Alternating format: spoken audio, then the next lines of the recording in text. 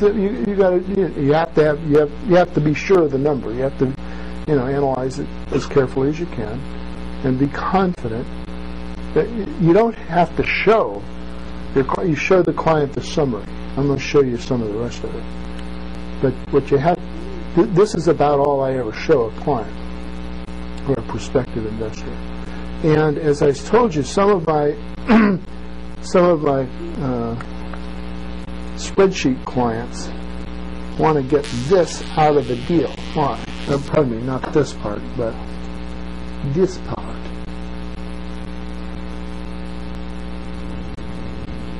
The sponsor part. They don't want to see what this. Well, in this case, the sponsor is putting up some cash, and so you would leave him in. Okay.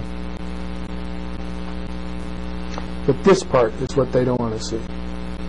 They say, you need to get that out of here. Well, you can have your cake and eat it. You can have your cake. But it just shows what. No, not the distributions, but this. What the sponsor is getting out of the deal. Lo and behold, the sponsor is making a 44% return on his money, and the investor is only making a 9.5%. But this is 2009, early 2009, when everything was in the toilet. A 9.5% return was like magic. Do you ever separate? Shouldn't the spot? So that's what I did. For this particular guy, what I did was, oops, go ahead.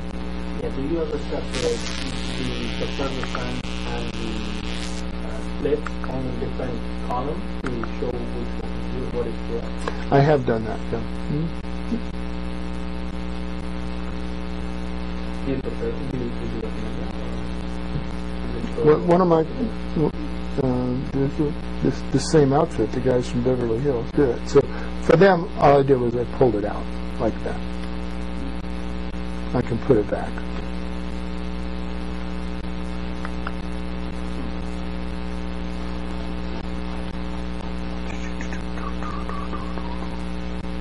Some of the stuff on here are things institutions like to see. They like the prior year's performance and the year before that and stuff like that. And so that's why these things are on there. You tailor it to the kind of investor that you're working with. I don't work with institutional investors. It's almost like going to the bank and they start dictating my deal. I just prefer to deal with individuals. The first time I did a Reg D was about 15 years ago maybe. And I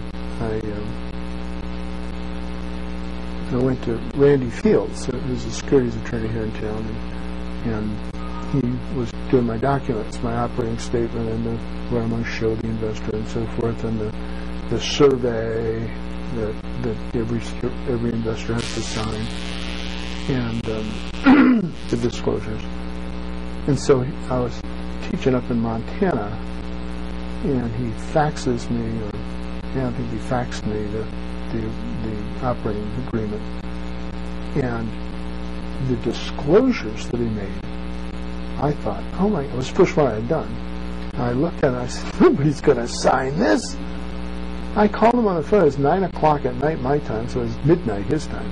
I'm in Bozeman, Montana, and he wasn't asleep. He answered the phone, and I started yelling at him. I said, Randy, I can't possibly use a document like this. You've got everything in here except my last 3 felony convictions. And he said, oh, like he was grabbing a paper. He said, oh, I'm sorry. Let me, tell me.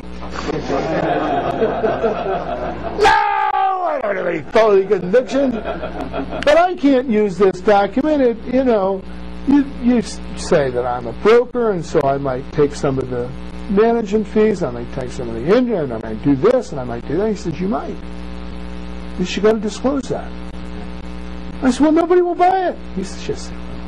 In fact, he says, very few people will make any objection at all to this document. But he says, those that do, run. You don't want those guys as your partners.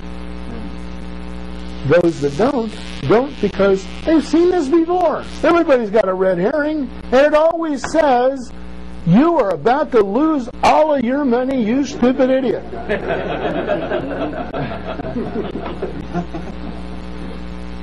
And so they know not to read it. They don't want to get... You understand? Yeah. He says, and that's...